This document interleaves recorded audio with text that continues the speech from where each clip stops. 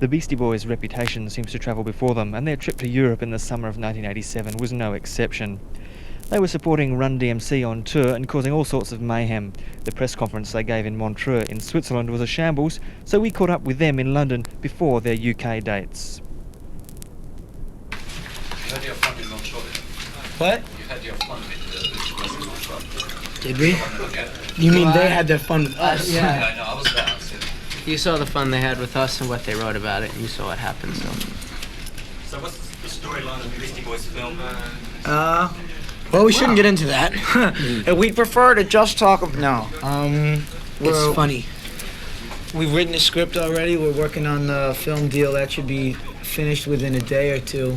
We're just clearing up the very end of that with the lawyers and the movie companies are working that out. What kind of film is it? Okay, comedy it's a love film. story. It's a love story, It's a comedy, drama. horror, psychodrama, It's a sort of satirical involving look us, at- the Beastie at, Boys, the Vietnam War. yet entitled Scared Stupid. Sort of like Gandhi meets Ted Knight. Ted Nugent. Ted Abe Wolf. Pagoda. Just throwing out some ideas. Beowulf? I was supposed to read that in school, but I never did. Don't So worry, the man. film, I it read should the notes. What's it called? The film should be Cliff coming out Notes. in this spring, about a year from now. Playing yourselves or what? Well, Actually, it's funny because in a I, metaphorical it's funny kind of because way. I play Mike. Mike plays Yak, and Yak plays me. It's No, I'm playing weird. myself. It's sort of a funny turnaround. That's not in the contract that I read. I'm playing myself and they're playing each other. I am actually playing all three members of the band myself. And I'll be Mike's cat. And I'll be Sal Mineo. Is there anything we missed about the film?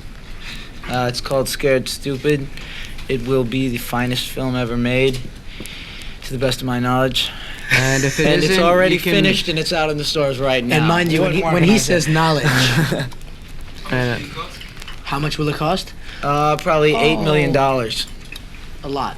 We're getting lot. Hollywood money to do the film, but we're keeping it as our own project. We're doing what's called a negative pickup deal, which means we're getting money from Hollywood and going off and on the credit of a producer who we've mutually agreed upon with the film company. We make the film, and then we just bring it back to them finished, and they distribute it. distribute it and put it out and get it in the theater. So it's basically we're using Hollywood money to make our own production. We're beating the system. Hey, man. Are there any other people, actors, basically? We're trying to get. lot of guest stars. We're trying to get John Candy, and we were working on getting what's the guy's name? This midget guy. I'm trying to remember his name. Yes, David David Rappaport. Rappaport. Gary 'Cause it- Busey, Dom DeLuise. Abe It would Pagoda. be so incredible if we could get down there. Al Lewis. Joke. From the Munsters, of course, and Grandpa's Restaurant. Are you picking people you like yourself? So actually, are the people who are producing the film are picking up the people? No, we're picking out the people ourselves. We're doing the the casting. We already wrote the script. It's our own production company. So if the film sucks, it was somebody else's fault, and if the film is great, it's completely because he ruined it. Huh? Hmm? Who's directing? Me. I am. We gotta settle the thing with the film company before we're actually able to pick the director. But we're talking about Carl Reiner, if he's available. Or this friend of mine, this dude Sam Raimi, friend of my sister's actually. A friend of my brother's cousin, who's friends with his Joey's sister. Joey's I was cousin actually Nino. looking into having Ronnie Ray direct the film, Now, but there's an idea. negotiating with Oh, him. Run DMC's got a movie too. called Yeah. Tougher Than Leather. Tougher Than Leather. Which we make a small appearance in. Small cameo type of role in. I'm actually. Did I tell you guys that I did a whole lot of reshoots while we were away? Really? And I, Oh, you starring in it now? didn't I tell you guys? Yeah, I think he's on before. Yeah. It's been documented you really like the young ones, the TV series. I hate him. That's a lie. It's not true. It's not true. Yeah, it is true. It is true.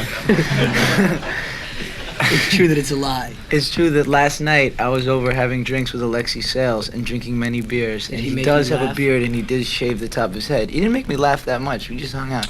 And I was hanging He's out a with fraud. I was hanging out with the other guy that's Neil. What's his name? Yeah, he was out Nigel. with Nigel Planet last night.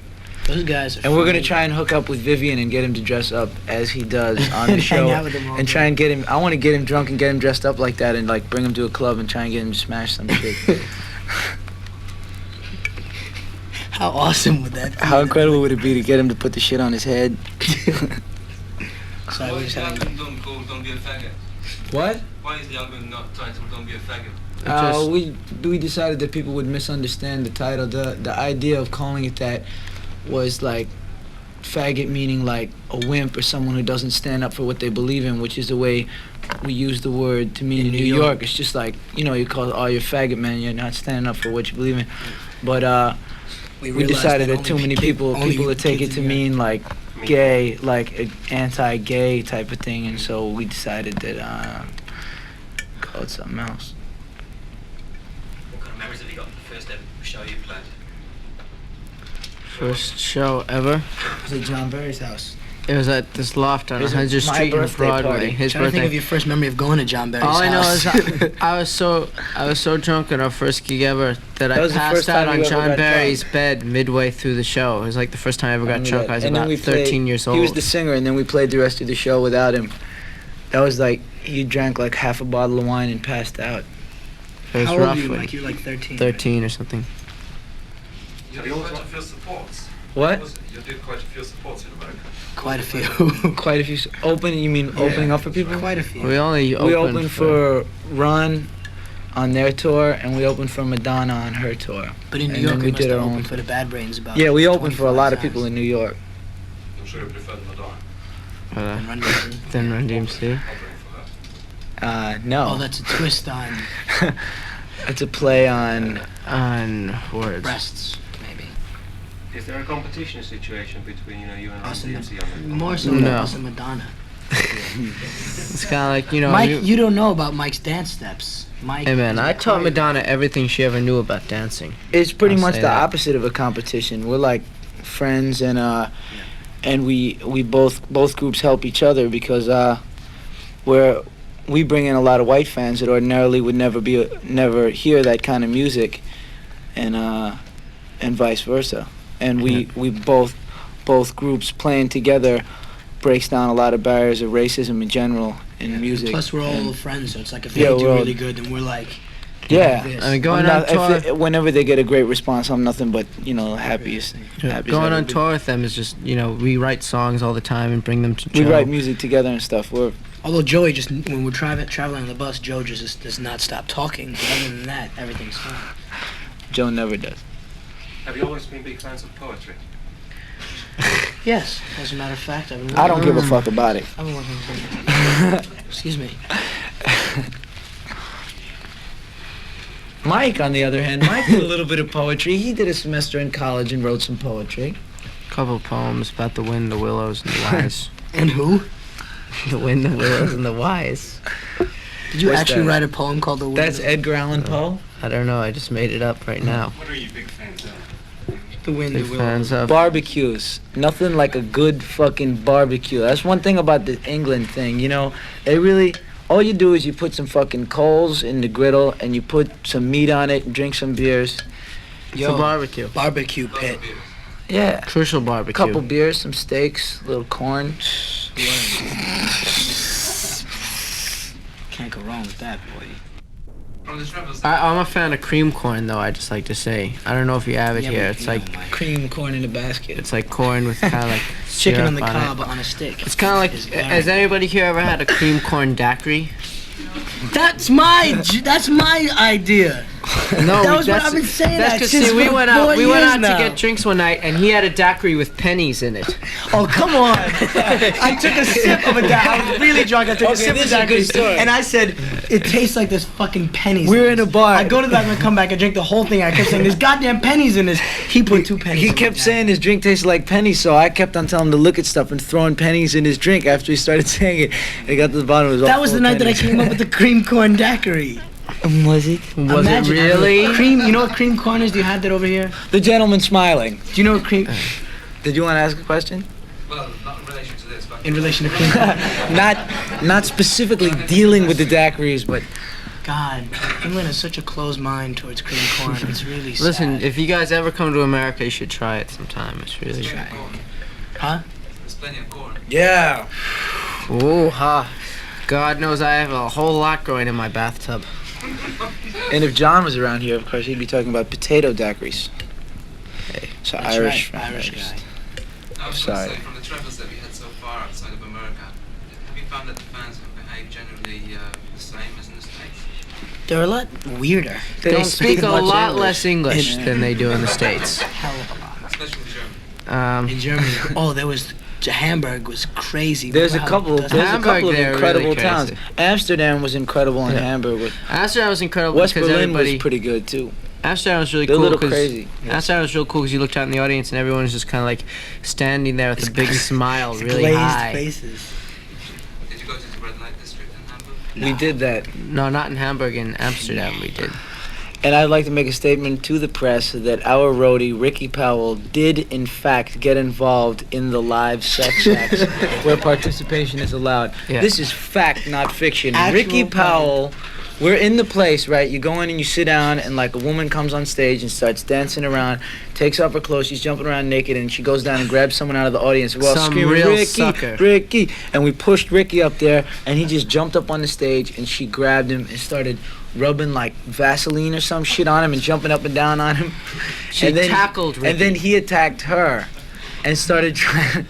I think Oh my God, Ricky it was Powell really put the crazy. shoe on the other foot in this It was instance. probably the funniest thing I've ever seen in my entire life. And fun was had by all the members of Run DMC and the Beastie Boys. In any case, no actual sex acts occurred, but Ricky tried to attack her, which I think wasn't in the script, and she ran away. She ran off the stage, and he got a big round of applause from all the dirty old men. The coats How do you feel with all the attention you're getting at the moment? You know, press is following every footstep more or less you take at the moment. Sometimes it's fun, but when they start, making up lies, like there's basically 3 tabloids in England, the Sun, the Star, and the Mirror, that are all just making up a lot of stories that we're not too fond of. That's the one about the cripple kids is the main thing that they made up in order to sell papers, and there's a whole bunch of different stories. Half their stories are saying that we're horrible and we throw up all over the place and that we blow up buildings and kill old women, and the other half are saying that we're nice little rich mama's boys that never did a bad thing in their lives. It's just sort of strange. It's The best thing, I think the funniest thing we read the whole time was this morning. I was reading this as we were coming off the airplane. There was like 20 photographers and stuff, and one photographer stepped on Adam stepped on his foot by accident. He tripped and bumped into Bird, and they said that in the paper that he violently kicked him, and he was manhandled by bodyguard. Yeah. I did kick his foot. You I was did? trying to trip him. I heard that you tripped him. But I just kicked him in the. You know when you kick someone in the back of their heel and try and kick their Yeah. foot behind their other Hey, foot man, and I make do them it all trip? the time. I did that. For me, and Adam. well, I was did. so- I mean, I didn't really kick him. I like tapped his foot. Why did you kick the guy? You violently lashed out. Why did you violently lash out at the photographer? Yeah. So upset. And he No, was like, I he was getting in apologize my for way. that. He's like, they were being obnoxious, and he was definitely from one of those newspapers. Yeah. So I figured, they're gonna be writing that kind of stuff. Let's trip the dude up for a minute. You know, it'd be. Let's go back. Punch him. You know, I mean, but overall, it'd be fine if all these people are following us around, writing about our music and the shows that we do and the movies that we're gonna make. But since they really just choose to make up stuff instead of writing about the Oh, Run yeah. DMC Beastie Boys We tour. went out to dinner last night, and there was like 5 reporters standing out in front of the restaurant, like freezing cold for an hour and a half, waiting for us Yeah. to like smash a window or something. We just come out of there and just got into a car and went back to the hotel, and they must have just been so upset that they had to stand out there for Yeah. so long. The main thing All we is did that was eat and leave. the most of the music press is pretty much being straight up for the most part, like they've always been with us, and so these newspapers probably basically just go out to whatever the middle class people who are out, like people who don't give a fuck about our music anyways. But does it So- flatter you in some ways that you're considered the most dangerous band since the Sex Pistols in some ways? It's funny, I mean, we laugh, but That's funny, but It's it's not- not good to have it's not significant. people, or especially our fans, think that we go out to hurt people. I mean, or people things who that we come to just see us, don't people do. who want to come to see us are coming because they like our music, and they want to see us play. Some And- believe there's going to be another riot. And now maybe some little some What? some That some believe there's going to be another riot in Brixton tonight. Somebody Well. said there's going to be another. Some people believe that you're going to incite the audience so much. We're going to incite the audience. We're We just going to don't go go- on and play some music. We're just like gonna we go always out there do. and we're gonna put on the deafest show we know how to put on. I mean, if I'm there, it's bound to be incredible. What? Are you thinking about any commercial agreement with Budweiser? Are we thinking about it? Budweiser has given us an injunction saying that we're not allowed to Talk about their company. not allowed to put not allowed to have their beer cans on stage or anything because we're negatively promoting beer. I think they put it, if that's possible. What?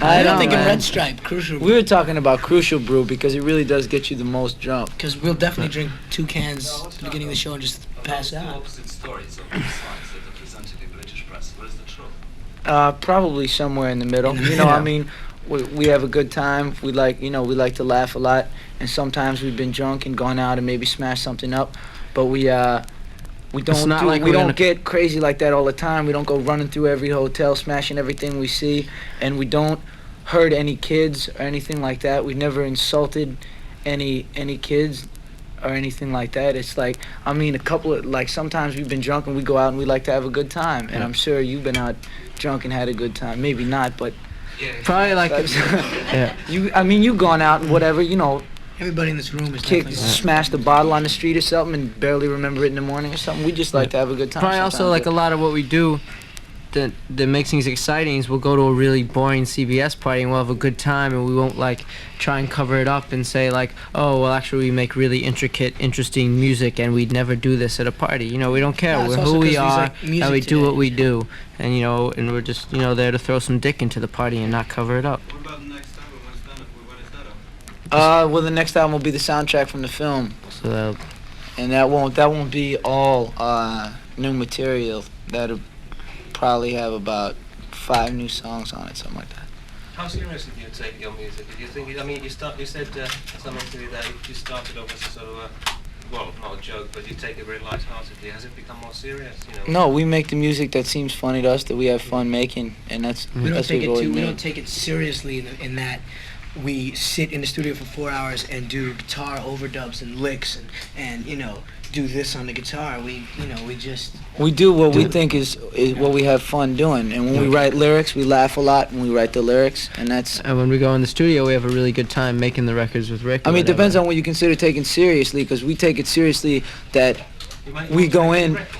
Yeah, we take it seriously that we go into the studio with the idea to work, but we make what we think is good, and we laugh and have fun when we make it.